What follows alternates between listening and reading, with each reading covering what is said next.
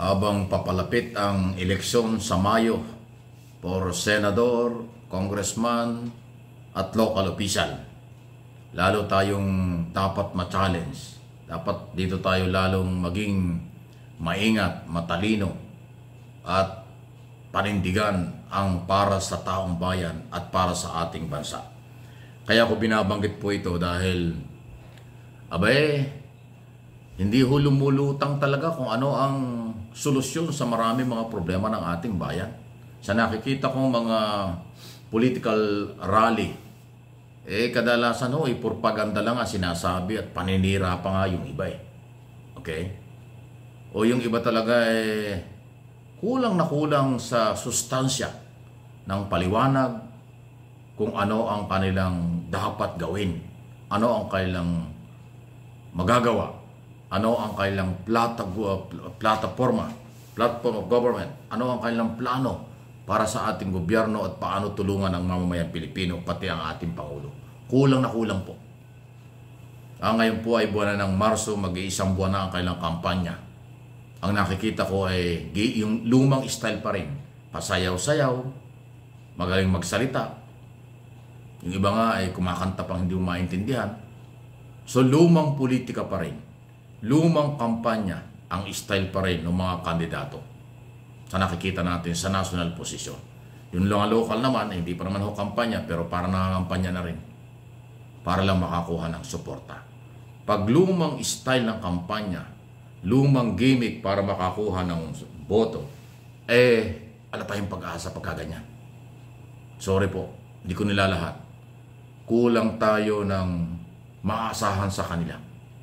Kailangan po kasi may pagkaseryoso rin ang dating. Seryoso na kayang gawin ang sinasabi. Napakalumang style po ng puro pakwela para lang makakuha ng suporta. Puro gimmick para lang humakilala. Luma yun Tandaan ninyo yung gumagawa ng puro gimmick lang, papansin lang, pag nanalo, kulang na kulang ang kaalaman yan at prinsipyo pag nandyan na sa posisyon. Yan ang aking observation sa kanila. Okay?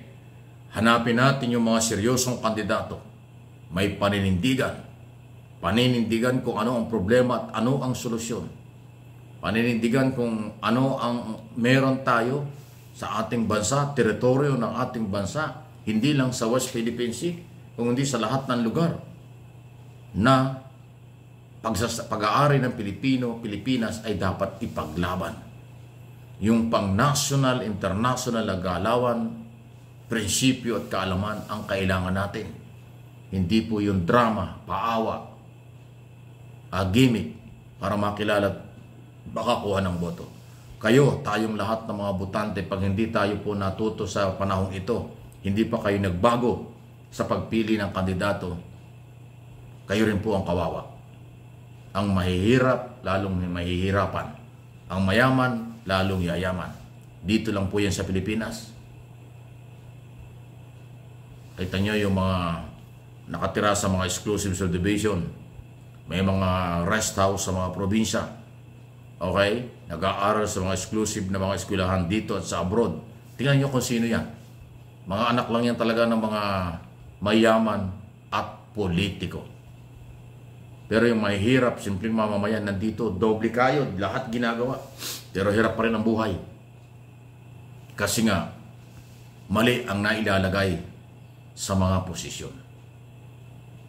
Ito, lahat ng international business community at mga negosyante dito sa ating bansa, paulit-ulit nilang sinasabi, magandang ekonomiya ng bansa, gaganda pa ito. Pero bakit hindi maramdaman? At sinisiraan pa ng ibang politiko. Ginagawa pang propaganda para masira ang gobyerno. Sinasabi nilang mali yan, hindi totoo yan, naghihirap tayo, nililin lang pa yung mga Pilipino. Yan pong nanlilin lang ng katotohanan sa halip ay pataasin ang moral ng mga Pilipino, huwag nating iboto yan. Yung mga naninira, huwag nating suportahan sa eleksyon. Pag sinuportahan nyo yung politiko dahil magaling manira, magaling gumimik, magaling sumayaw, magaling magsalita, lahat ng klaseng gimmick nasa kanya, huwag kayong maghanap ng pagbabago ng buhay. Tandaan nyo sinasabi ko. Pero ang iboto natin ay yung seryoso na merong tamang plataforma. Pag may sinabing, ano ang gagawin mo, ano ang kakayanan mo, pag sinabi, tandaan natin yon. Pag ibinon na iboto natin sila, hanapin natin sa kanya. Pero kung walang plataforma, walang agenda, puro pakwela lang, puro gimmick lang, walang kakwenta-kwenta yan. Wala tayong aasahan dyan. Magsisisi lang kayo.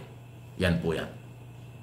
Pero siyempre, nirerespeto po ng channel na ito, Tanyo Lingkod, ang exclusive na pagdedesisyon mula sa ating botante. Kayo na mga botante, dito at sa abroad, kung sinong iboboto nyo. Ang akin lang ho dito ay yung ginagabay ko lang kayo kung sino ang tama. Ayaw ko magbigay ng pangalan dahil baka maka-influensya ako sa inyo, magsisi kayo.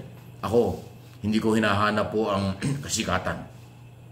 Ang hinahanap ko yung may prinsipyo na totoo. Yan ang ibinuboto ko. Kahit matalo ko, pero matutuwa ko dahil naiboto ko yung gusto ko. Kaysa sa iboboto ko yung pagsisisihan natin. Kaysa iboto natin yung pagsisisihan natin bandang huli. Ngayon, marami tayong politikong pinagsisisihan sa Senado. Dahil may mga senador na hindi senador ng Republika ng Pilipinas. Identify na senador lang ng kanilang partido at senador lang ng isang pamilya. Anong klase yun? Di ba? Para hindi na maulit yan, hindi na madagdagan yan, pumili na tayo. Bagong Pilipinas, bagong mukha. Kahit mga administration candidate, kung hindi nyo, sa tingin ninyo, walang alam, kulang ang kaalaman, huwag nyong pilitin. Huwag nyo iboto. Iboto natin. Mamili tayo. Mamili tayo sa administration, mamili tayo sa mga independent candidate, mamili tayo doon sa mga hindi gaanong kilala pero may prinsipyo at may kakayanan. Yan, may pag-asa tayo. Huwag kayong sasama dito sa kandidato ng administrasyon dahil kandidato ng Pangulo sa 100% susuportahan nyo. Kung hindi naman yung gusto, napilitan lang kayo, huwag. Huwag natin gagawin yun. Maintindihan naman ng Pangulo yan eh. Ang gusto ng Pangulo, 12-0. Yun ang slogan nila. Pero kung sa tingin natin ay yung 12 ng Pangulo, mahina yung iba doon, ba't natin gagawin? Nakataya dito ay 6 na taon. Ang ating Pangulo hanggang 2028 lang. After ng Pangulong Marcos, yung mga yan, magkakanya-kanya na. Baka nga pagkatapos ng eleksyon, magkakanya-kanya rin yung mga yan eh. Yung kinabukasan ng bansa, yung kinabukasan ng kabataan ang importante. Doon ho sa administration candidate, pumili lang tayo kung ilan ho yan ang PPD. Yung iba dyan, balimbing. Ang iba dyan, maka-Duterte. Yung iba dyan ho talaga. Maniwala kayo sa akin. Mga Duterte boys yung mga nakadikit dyan. Kasi ang kandidato dyan ng Pangulo, kakaunti naman talaga ang kanya dyan eh. Yung mismong lehitimong BBM group, yung Partido ng Pilipinas, Political ng Pilipinas, yun lang naman ang partido niya. Yung ibang mga political party nagbalimbingan dyan, nagsipsipan lang para makakuha ng slot, para ng pwesto para sa kandidato.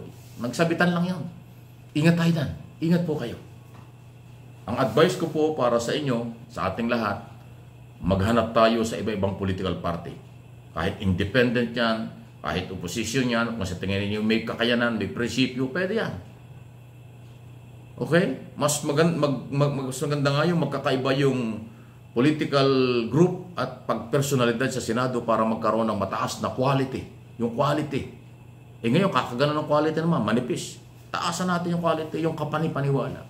So, this coming election, ilang buwan na lang, ang pag-asa ng bayan tungo sa bagong Pilipinas nasa mga botanteng Pilipino. Wala sa politiko. Wala kung kani-kanino. Ang botante ang merong sapat na kapangyarihan para maglagay ng karapat-dapat pagkatiwalaan. Please like and share ang ating video.